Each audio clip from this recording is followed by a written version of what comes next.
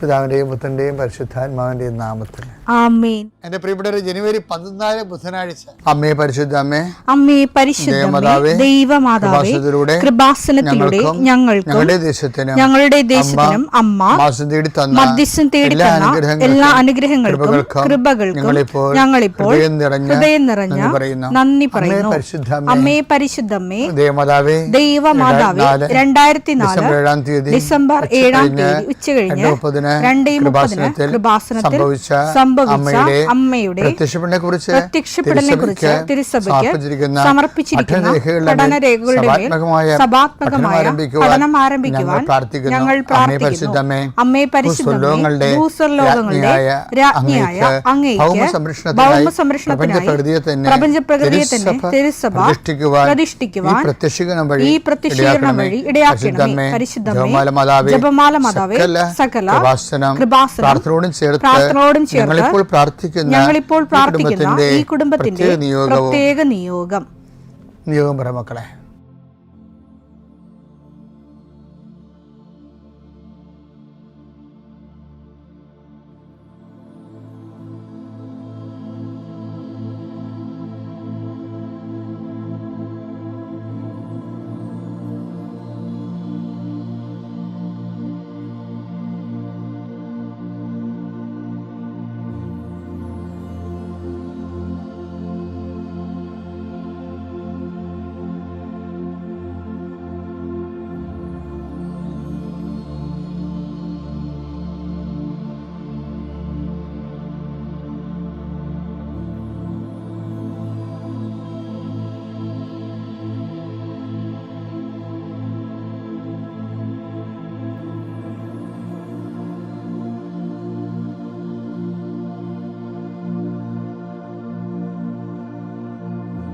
അമ്മയുടെ പ്രത്യക്ഷീകരണത്തിന്റെ ഈ അനുഗ്രഹവേളയിൽ ഞങ്ങൾക്ക് സാധിച്ചു തരുവാൻ കനിയണമേ.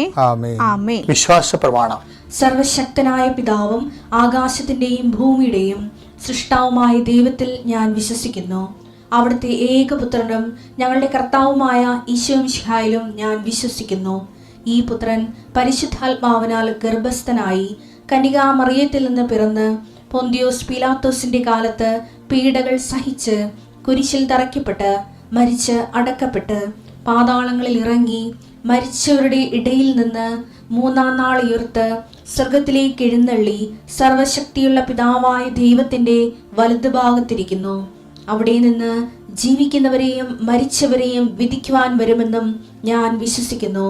പരിശുദ്ധാത്മാവിലും ഞാൻ വിശ്വസിക്കുന്നു. വിശുദ്ധ കത്തോലിക്കാ സഭയിലും പുണ്യവാന്മാരുടെ ഐക്യത്തിലും പാപങ്ങളുടെ മോചനത്തിലും ശരീരത്തിന്റെ ഉയർപ്പിലും നിത്യമായ ജീവിതത്തിലും ഞാൻ വിശ്വസിക്കുന്നു. ആമേൻ. സുഖസ്ഥനായ ഞങ്ങളുടെ പിതാവേ, അങ്ങയുടെ നാമം പൂജിതമാകണമേ. അങ്ങയുടെ രാജ്യം വരണമേ. അങ്ങയുടെ തിരുമനസ് സ്വർഗത്തിലെ പോലെ ഭൂമിയിലും ആകണമേ. അന്നു വേണ്ടുന്ന ആഹാരം ഇന്ന് ഞങ്ങൾക്ക് തരണമേ. ഞങ്ങളോട് തെറ്റ് ചെയ്യുന്നവരോട് ഞങ്ങൾ ക്ഷമിക്കുന്നത് പോലെ ഞങ്ങളുടെ തെറ്റുകൾ ഞങ്ങളോടും ക്ഷമിക്കണമേ. ഞങ്ങളെ പ്രലോഭനത്തിൽ ഉൾപ്പെടുത്തരുതേ, തിന്മയിൽ ഞങ്ങൾ രക്ഷിക്കണമേ. ആമേൻ. നന്മ നിറഞ്ഞ മറിയമേ, സ്വസ്തി. കർത്താവ് അങ്ങയുടെ കൂടെ സ്ത്രീകളിൽ അങ്ങ് അനുഗ്രഹിക്കപ്പെട്ടവളാകുന്നു. അങ്ങയുടെ ഉദരത്തിൻ ഫലമായി ഈശോ അനുഗ്രഹിക്കപ്പെട്ടവനാകുന്നു. പരിശുദ്ധ മറിയമേ, തമ്പുരാന്റെ അമ്മേ, പാപികളായ ഞങ്ങൾക്ക് വേണ്ടി ഇപ്പോഴും ഞങ്ങളുടെ മരണസമയത്തും തമ്പുരാനോട് അപേക്ഷിക്കണമേ. ആമേൻ. കർത്താവേ, നിന്റെ ഉന്നതമായ നാമത്തിന് സ്വസ്ഥം ചെയ്യുന്നു. കർത്താവേ, നിന്റെ വിശുദ്ധ പൗരോഹിത്യത്തെ മഹത്വപ്പെടുത്തണമേ. കർത്താവേ, സഭയിലുള്ള സാന്നിധ്യം പ്രകടമാക്കണമേ. 40 വർഷം ഞാൻ അർപ്പിച്ച കൃപാന്റെ യുഗതിയാൽ കൃപാസനത്താരെ ജീവനോടെ പ്രത്യക്ഷപ്പെട്ട മാതാവിന്റെ മധ്യസ്ഥത്താൽ പിതാവിൻ്റെയും പുത്രൻ്റെയും പരിശുദ്ധാത്മാവിൻ്റെ നാമത്തിൽ ഞാൻ നിങ്ങളെ ആശീർവദിക്കുന്നു. കർത്താവേ, അങ്ങയുടെ മക്കളെ ഇന്ന് സഞ്ചരിക്കുന്ന ഓരോ വഴികളെയും നീ ആശീർവദിക്കണമേ. കർത്താവേ, അങ്ങയുടെ മക്കൾ ഇന്ന് കണ്ടുമുട്ടുന്ന ഓരോ വ്യക്തികളിലും കർത്താവിൻ്റെ ശക്തി നിറയട്ടെ. കർത്താവേ, അങ്ങയുടെ മക്കൾ ഇന്ന് യാത്ര തിരിക്കുന്ന ലക്ഷ്യം വെക്കുന്ന ഓരോ ലക്ഷ്യങ്ങളും കർത്താവിൻ്റെ നാമത്തിൽ സാധിക്കുകയും അനുഗ്രഹം പ്രാപിക്കുകയും ചെയ്യട്ടെ. ഇന്നത്തെ ദിവസം സമർപ്പിച്ച് പ്രാർത്ഥിക്കുക. കണ്ടുമുട്ടാൻ പോകുന്ന വ്യക്തികളെ മനസ്സിൽ കാണുക, ചെയ്യാൻ പോകുന്ന കാര്യങ്ങളെ മനസ്സിൽ കാണുക. ആരുടെയെങ്കിലും തരത്തിലുള്ള നീരസമോ സങ്കടമോ അല്ലെങ്കിൽ ആരെങ്കിലും ഒരു ഭയമോ എന്തെങ്കിലും വിഷയങ്ങളുണ്ടെങ്കിൽ ആ മേഖലകളിലെല്ലാം പരിശുദ്ധമ്മ തൻ്റെ നീല മേലങ്കിയാൽ അങ്ങോട്ട് മക്കളെ പൊതിഞ്ഞ് പിടിക്കട്ടെ എന്ന് പ്രാർത്ഥിക്കുന്ന. ഇന്നത്തെ എല്ലാ ഉത്തരവാദിത്തങ്ങളും നിറവേറ്റിക്കൊണ്ട് നിങ്ങൾ രാത്രി തിരിച്ചു വരുമ്പോഴേ സമാധാനം നിങ്ങളുടെ ഹൃദയത്തിൽ ഉണ്ടാകാൻ ഇടയാക്കട്ടെ എന്ന് പ്രാർത്ഥിക്കുന്നു.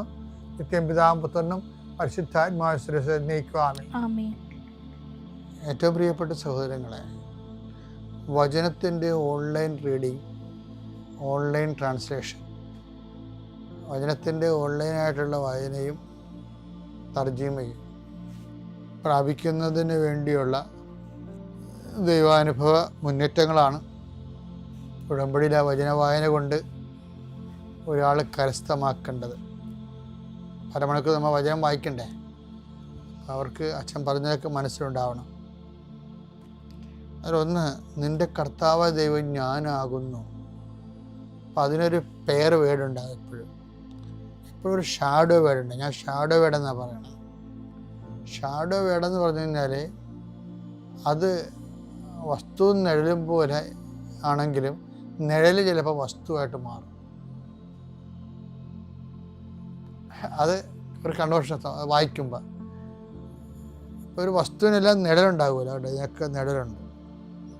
അപ്പോൾ നിഴൽ കൺവേർട്ട് ചെയ്ത് വസ്തുവായിട്ട് മാറും. അപ്പോൾ വസ്തു വേറെ നിഴലായിട്ട് പോകത്തില്ല. അത് അതേപോലെ തന്നെ നിന്നിട്ടുണ്ട്. വേറെ അതിൻ്റെ അന്തർലീനമായിട്ട് പോകുന്ന ദൈവത്തിൻ്റെ മനസ്സ് വെളിപ്പെടുത്തും. ഇപ്പം എന്താ വചനം? പുറപ്പാട് 22 വായിച്ചു. അടിമത്തത്തിന്റെ ഭവനമായ ഈജിപ്തിൽ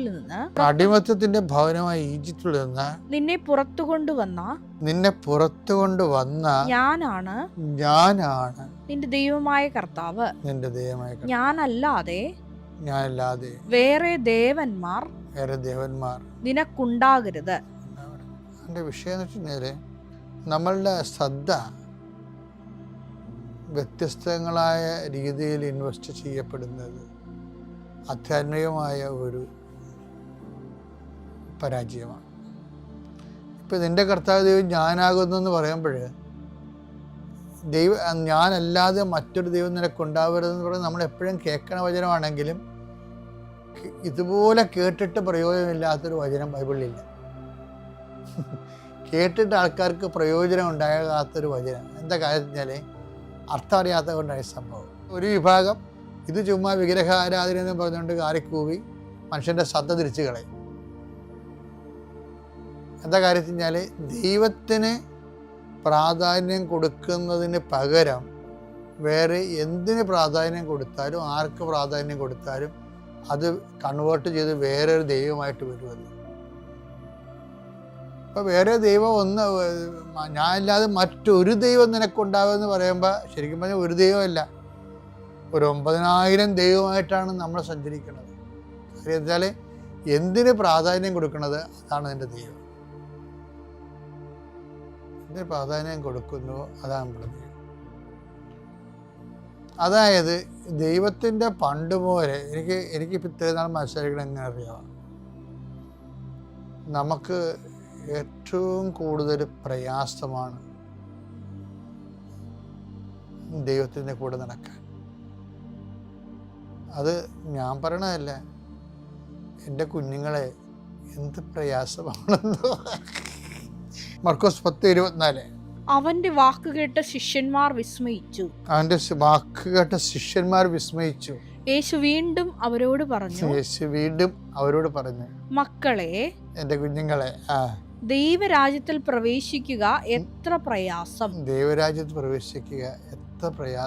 അതെന്താ പ്രശ്നം വെച്ചാല് ആളെ അറിയാതെ പറഞ്ഞു പോയതാണിത്. കർത്താവിനെ അറിയാമെന്ന് പറയല്ലേ?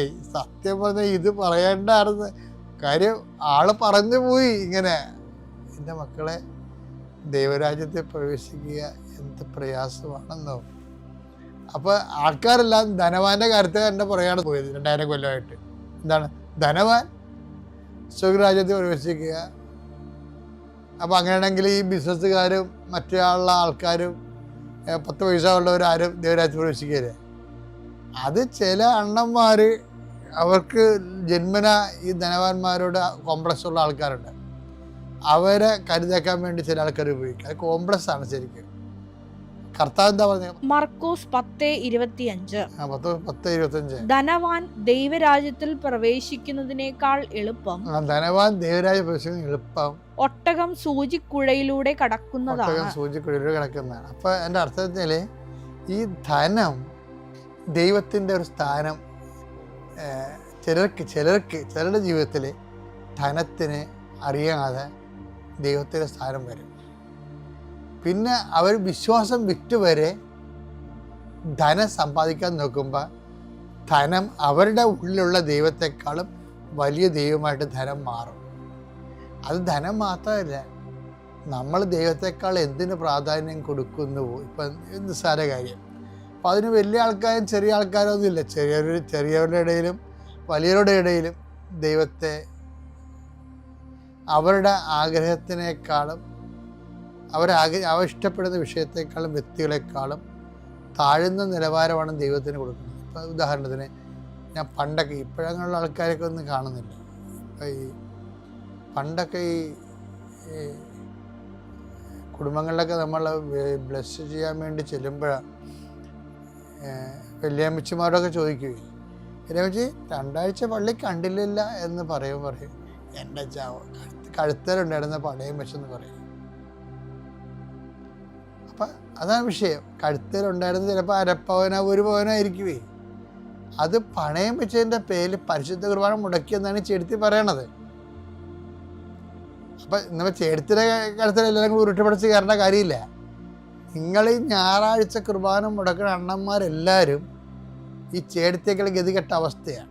ചിലപ്പോൾ നിങ്ങളുടെ മക്കളുടെ മനസ്സമ്മതം, കൂട്ടുകാരുടെ മനസ്സമ്മതം, കല്യാണം എന്നൊക്കെ പറഞ്ഞ് നിങ്ങൾ ചാടിക്കയറി വലിയ സ്യൂട്ടും കൂട്ടുവിട്ട് നാട്ടുകാരെ പറ്റിക്കാൻ വേണ്ടി പോകത്തില്ലേ? അതെല്ലാം കുർബാനയും മുടക്കിയിട്ടല്ലേ പോണ ചില ആൾക്കാർ. അപ്പോൾ അത് ഒരു ദൈവമായിട്ട് മാറുകയാണ്. അപ്പം ദൈവമായിട്ടുള്ള ബന്ധം എന്താണ്? അത് ഒക്കുമ്പോൾ കൂടും. അപ്പോൾ ഒക്കുമ്പോൾ ഉള്ള ബന്ധമേ ഉള്ളു. കൂട്ടുകാരുടെ കല്യാണമൊന്നും ഇല്ല, നാട്ടുകാർ വരെ ഫങ്ഷനൊന്നും ഇല്ല എന്നുണ്ടെങ്കിൽ രാത്രി സിനിമയും കണ്ടിരുന്ന ശേഷം വൈകുന്നേരത്തെ കുർബാനൊക്കെ പോകുന്ന ആൾക്കാരില്ലേ?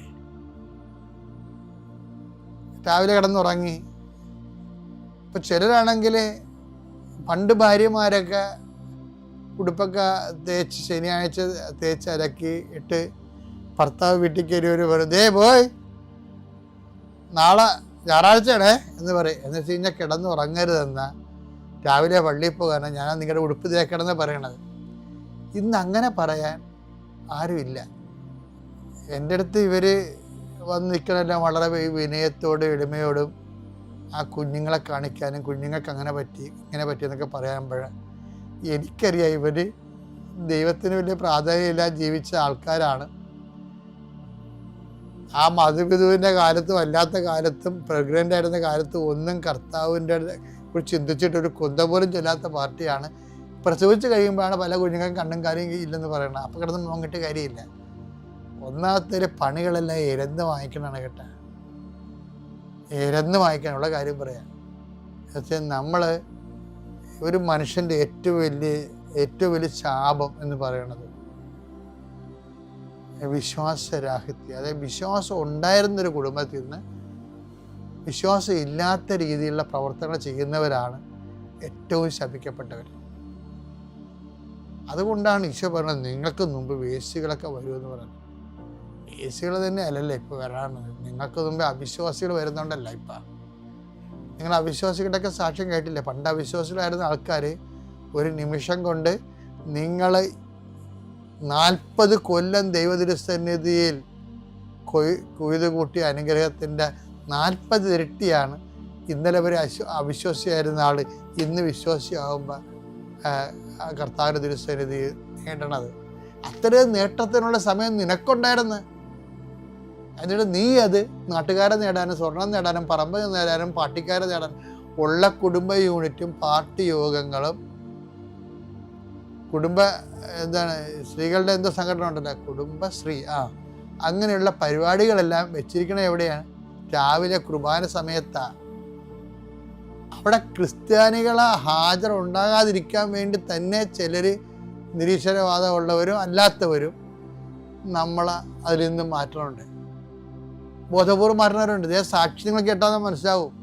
തന്ത്രപൂർവ്വം കുടുംബശ്രീ എന്ന് മാറ്റണതിൻ്റെ വേണ്ടി എടുത്തിരിക്കുന്ന നിലപാടുകൾ, പാർട്ടി യോഗത്തിൽ നിന്ന് എടുത്ത നിലപാടുകൾ, അങ്ങനെ കാലാന്തരത്തിൽ ദൈവത്തെയും പള്ളിയെയും ഉപേക്ഷിച്ചവർ മാത്രം പാർട്ടി പ്രവർത്തിച്ചാൽ മതിയെന്ന് പറഞ്ഞുകൊണ്ട് നമ്മുടെ കുർബാന സമയത്ത് ട്യൂഷൻ, നമ്മുടെ കുർബാന സമയത്ത് പാർട്ടി സമ്മേളനം, പരിശുദ്ധ കുർബാനയുടെ സമയത്ത് അതുപോലെ തന്നെയുള്ള യോഗങ്ങളൊക്കെ വെച്ചിട്ട് പതുക്കെ ഒന്നെങ്കിൽ അത് നിന്നെ ആശ്രയിച്ചിരിക്കും. ഒന്നെങ്കിൽ നിന്നെ പാർട്ടിയിൽ നിന്ന് അവർ മാറ്റും, അല്ലെങ്കിൽ അവിടുത്തെ ആനുകൂല്യം നിനക്ക് തരത്തില്ല, അല്ലെങ്കിൽ നിനക്ക്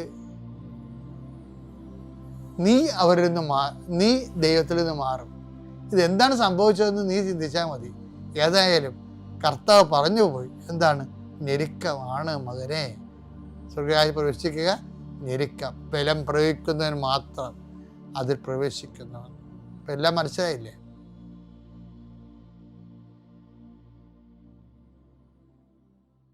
അത്യപൂർവ ദൈവാനുഭവങ്ങൾ ഇനി നിങ്ങൾക്കും സ്വന്തം. ഈ യൂട്യൂബ് ചാനൽ ഇതുവരെ സബ്സ്ക്രൈബ് ചെയ്തിട്ടില്ലെങ്കിൽ ഇപ്പോൾ തന്നെ സബ്സ്ക്രൈബ് ചെയ്യുക. ഈ വീഡിയോ ഇപ്പോൾ തന്നെ നിങ്ങളുടെ സുഹൃത്തുക്കൾക്ക് ഷെയർ ചെയ്തുകൊണ്ട് കർത്താവിൻ്റെ പ്രേക്ഷിതരാകുക.